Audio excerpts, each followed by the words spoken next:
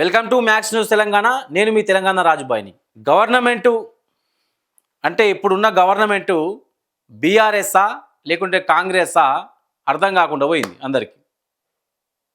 ఎందుకు చెప్తున్నా అంటే 3 సంవత్సరాల కాంగ్రెస్ గవర్నమెంటులా మోసపోయింది అయితే రైతన్న. భారీ ఎత్తున్నే మోసపోయిండు. ఎందుకంటే నీళ్లు ఉండి కూడా నీళ్ళు ఇవ్వలేదు మాకని చెప్పారు రైతన్నలు. సరే నీళ్లు లేకున్నా కానీ అష్ట కష్టాలు పడి మేము పంటలు వేసుకుంటే యూరియా బస్తాలు తీసుకుపోయి యాపలో పెట్టిర్రు, అట్లా మా పుట్ట కొట్టిరని చెప్పి చెప్పుకుంటూ వచ్చారు. సరే అట్లా కూడా కాదు, నా పంటను బతికించుకొని పంట కోసే టైంకు లేకుంటే కోసుకున్నాకలా వడ్లు కొనకుండా లేకుంటే ఆ వడ్లు కొనుక్కుంటా లేట్ చేసి మళ్ళీ వర్షాలలో ఆ వడ్లు తడిసేలాగా వేసి రైతును నిండా ముంచినది కాంగ్రెస్ పార్టీ అని చెప్పి ప్రతి ఒక్క రైతు ఆవేదనకు గురి అవుతున్నారు. నిన్నటికి నిన్న పాప మంచిర్యాల రైతు పంటను ఇంకా కొంటలేరు అనే వరకు గోడ కూలి 4 రైతులు చచ్చిపోయారు. ఆ రైతులను ఎవరు ఆదుకోవాలి? సరే బీఆర్ఎస్ పోరాటం చేస్తుంది కావచ్చు, ఎందుకంటే తెలంగాణ నాశనం కావద్దని చెప్పి బీఆర్ఎస్ పార్టీ కోరుకుంటుంది ఎప్పటికైనా కానీ. ఎందుకంటే తెచ్చుకుంది వాళ్ళే కాబట్టి వాళ్ళే కాపాడుకోవాలి. ఇంకెవరు కాపాడరు? మరి ఎందుకు కాపాడుతారు? ఎవరికేం అవసరం? బీఆర్ఎస్ పార్టీ తెలంగాణ తెచ్చింది కాబట్టి వాళ్ళే కాపాడుకోవాలి. అయితే ఇక్కడ ఏమవుతుందంటే బీఆర్ఎస్ పార్టీ రైతులకు మద్దతు ఇస్తుంది. ఏమని? రైతు భరోసా కొంచెం కరెక్ట్ టైంకి వేయండి, రైతుకు గిట్టుబాటు ధర ఇవ్వండి, రైతుకు బోనస్ ఇవ్వండి, రైతులను ఆదుకోండి అని చెప్పి. మీరు చెప్తే మేము ఆదుకుంటామా రైతులను? కొడక, బీఆర్ఎస్ పార్టీ రైతుకు మద్దతు ఇస్తే మేము ఆదుకుంటామా అని చెప్పి అనుకున్నాడు కావచ్చు రేవంత్ రెడ్డి. మనసులో పెట్టుకొని రైతును అరిగోసలు పెడుతుండు రైతుని ఈరోజు. కానీ రైతు శాపం మాత్రం రేవంత్ రెడ్డికి 2028లో కాదు, ఇప్పుడే దాకింది. త్వరలోనే చూస్తారు. నిజంగా కాంగ్రెస్ గవర్నమెంట్కి తెలంగాణ రైతుల శాపం తాకింది. ఇది వాస్తవం. అవునా కాదా ఒకసారి కామెంట్లో పెట్టు. సరే మళ్ళీ ఎక్కడికో పోతుంది వీడియో. కానీ బీఆర్ఎస్ పార్టీ మద్దతు ఇచ్చినప్పుడు మరి కనీస సహాయం, మరి చనిపోయిన వారికి సహాయం చేయాలి కదా. వాళ్ళను పట్టించుకున్న నాదుడే లేదు. ఎప్పుడు చూడు ఢిల్లీకి పోవాలి, లేకుంటే రాహుల్ గాంధీ అరెస్ట్ అయిందట దాని గురించి కొడంగల్లో ధర్నా చేయాలి, ఎప్పుడు చూసినా లేకుంటే ప్రజాభవనం మీటింగ్ పెట్టుకుంటూ కూర్చోవాలి. మరి రైతుని ఎవరు ఆదుకోవాలి అయ్యా? ఎవరు ఆదుకోవాలి రైతును? మళ్ళీ బీఆర్ఎస్ ప్రభుత్వం పోయి పాపం ఇగో వాళ్ళకు చెక్కులు ఇగో మహానుభావుడు కేటీఆర్ గారు. రైతు అంటే పాపం వాళ్ళ నాన్నలాగానే, రైతుకు అన్యాయం జరగద్దు. కేటీఆర్ మాత్రం మస్తు గుసాయితాడు. రైతుకు అన్యాయం జరిగితే మాత్రం ఆయన సహించడు. ఎట్లా పోతాడు? సింపుల్గా ఎవరు కలిసినా అమ్మ అవ్వ అని మాట్లాడడం. ఇంకా వీళ్ళు ఇంకా ఏనట్టు ఉన్నారు. కానీ పాపం కార్యకర్త ఇంటికి పోయి భోజనం చేసిండు. ఎవరైనా ప్లాస్టిక్ కప్పులలో ఛాయ్ తాగుతారువే రాజకీయ నాయకులు? చూసిర్రు ఎప్పుడన్నా మీరు? కేటీఆర్ నిన్న ఒక అమ్మతోని ఏ కప్పులో తాగిండు? పేపర్ కప్పు మనం తాగుతాం కదా మామూలుగా. ఆ పేపర్ కప్పులో ఛాయ్ తాగుకుంటా వర్షంలా ఒక అమ్మతో మాట్లాడుతుండు. దాన్ని కొంతమంది చెత్తది వల్ల ఏం చెప్పారంటే పిఆర్ కంటెంట్ అట. అది పిఆర్ కంటెంట్. మొత్తం అబద్ధాలు లంగమాటలు చెప్పే తెలంగాణను ముంచిర్రు. మళ్ళీ గివి పిఆర్ కంటెంట్ అట్లా. ఈ 5 లక్షల చెక్ అబద్ధమా ఇది? ఒక్క నిమిషం.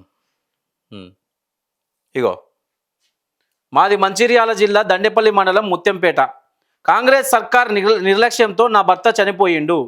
ప్రభుత్వం సాయం చేస్తుందని ఆఫీసర్లు చెప్పిండ్రు. ఇంతవరకు రూపాయి రాలేదు. కేసీఆర్ సార్ సీఎంగా ఉన్నప్పుడు రైతులకు ఏ కష్టం రాకుండా చూసుకున్నాడు. ఇప్పుడు అదే మనసుతో కేటీఆర్ ఇప్పుడే చెప్పిన, ఈ వార్త చదవ ముందుకే చెప్పిన నేను. ప్రామిస్ చెప్తున్నా, ఆ వార్త అసలు నేను చదవలేదు. చదువు ముందుకే చెప్పిన, తండ్రి బాటలోనే తనయుడు నడుస్తున్నాడు, కానీ కొంతమంది దాన్ని అహంకారం అనుకుంటున్నాడు. తెలంగాణలో మనం కొంతమందిని పిలుస్తాం, అరే తినరాబాయ్, జల్దీలు తినరాబాయ్, అరే తమ్ముడు పప్పేసుకొని తినరాబాయ్, ఇక్కడ రారా మటన్ వేసుకోరా రే అని అంటాం. అంత మాత్రాన మనం పొగరున్నట్ట వానికి? దాన్ని పొగరంటారా? కేటీఆర్ అట్లే పిలుస్తాడు, సొంతం బంధువులాగా పిలుస్తాడు అందరినీ. అరే ఏమైందిరా ఇక్కడ రా, ఏమైంది చెప్పు, నీ ప్రాబ్లం ఏంది? అవునా, వాని ప్రాబ్లం చూడరా బాయ్, కొంచెం వాడిని కొంచెం పట్టించుకోర్రా బాయ్, ఓ గిట్లా మాట్లాడతాడు. గిట్లా మాట్లాడితే దాన్ని పొగరాట. నిజంగా చెప్తున్నా, ఆయన వచ్చే ఒకసారి కొన్ని వీడియోస్ చూడు పాపం, ఆయన హెల్పింగ్ నేచర్ కావచ్చు, ఆయన మాట విధానం, ఒక మంచి మనిషిని పట్టుకొని మీ పేడ్ బ్యాచ్ మొత్తం కలిపి తెలంగాణలో మొత్తం ఆయన మొత్తం కోపమూనంలాగా వేసిర్రు.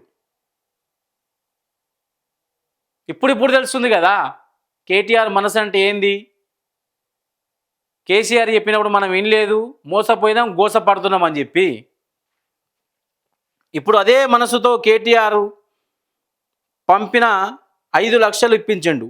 సార్ సాయానికి ఎంతో రుణపడి ఉన్నాం, నెలకి సత్తవ ముత్యంపేట. ఈ రాసుకోరి పేడ్ బ్యాచ్ ఉంది కదా, పచ్చ బ్యాచ్, నెలకి సత్తవ్వ ముత్యంపేట. ఆమె దగ్గర పోయి మూతికి మైకు పెట్టురి, అడుగురి, అమ్మ కేటీఆర్ వచ్చిండా, చెక్కులు ఇచ్చిండా లేదా, లేకుంటే ఉన్నట్టు చెప్పు, లేకుంటే ఉట్టిగా ఏదో ఒక పేపర్ ఇచ్చి నీతో అట్లా ఫోటో దిగిరా అని చెప్పాను. చెప్పు తీసుకొని కొడుతుంది ఆమె, చెప్పు తీసుకొని కొడుతుంది ఆమె. 100% అది నిజంరా నాయన. మీ పేడ్ బ్యాచ్ చల్లగుండా. కార్యకర్త ఇంట్లో అన్నం తినడం, పేపర్ గ్లాసుల ఛాయ్ తాగడం, ఎవరైనా కాలేజీలలో ఫస్ట్ వచ్చినా కానీ వాళ్ళని అభినందించి వాళ్ళకి ఏం కావాలో చేయడం, ఇది కేటీఆర్ గారి నైజం. దాన్ని మీరు పక్కదో పట్టించి కోపం ఎక్కువ, రుబాబు ఎక్కువ, ఆయన దొర గిరా అని చెప్పి చెప్తుర్రు. ఇప్పటికైనా తెలంగాణ ప్రజలకు 90% అర్థమైంది కేటీఆర్ గారు ఏ విధమైన వ్యక్తి, అనవసరంగా మనం దూరం చేసుకున్నాం అని చెప్పి 90% ప్రజలకు అర్థమైంది. 10% ప్రజలకు అర్థం కాబోతుంది. 2028లా ఒకసారి యావత్ తెలంగాణ ప్రజలారా, మీ మనసులో ఎవరి బొమ్మ అయితే ఉంటుందో వాళ్ళనే ఎంచుకోండి, వాళ్ళకే ఓట్లు వేసుకోరి. ఇది ప్రచారం చేస్తలేను, ఉన్నది ఉన్నట్టు చెప్తున్నా. నేను ముందే చెప్పిన, తెలంగాణ రాజుభాయ్ ఉన్నది ఉన్నట్టు మాట్లాడతాడని చెప్పి. ఎందుకంటే నేను దగ్గరుండి చూసినా కాబట్టి, ఈ ఫీల్డ్లోకి వచ్చినాకలా దగ్గరుండి నేను అబ్జర్వ్ చేస్తున్నా. ఆయన విధానం ఏంది, ఆయన కాన్సెప్ట్ ఏంది, ఎలా మాట్లాడతాడు, ఎవరితో ఎంతసేపు మాట్లాడతాడు అని చెప్పి. చాలామంది పొగరనుకుంటున్నారు, అది కాదు. ఉన్నట్టు మాట్లాడే వాళ్ళు ఎవరైనా కానీ అలాగే మాట్లాడతారు. నిజం చెప్పేవారు ఎవరైనా అలాగే మాట్లాడతారు. నిజాయితీగా ఉండేవారు ఎవరైనా అలాగే మాట్లాడతారు. కానీ దాన్ని అందరూ పొగరనుకుంటారు. అర్థమైందా నా తెలంగాణ ప్రజలారా?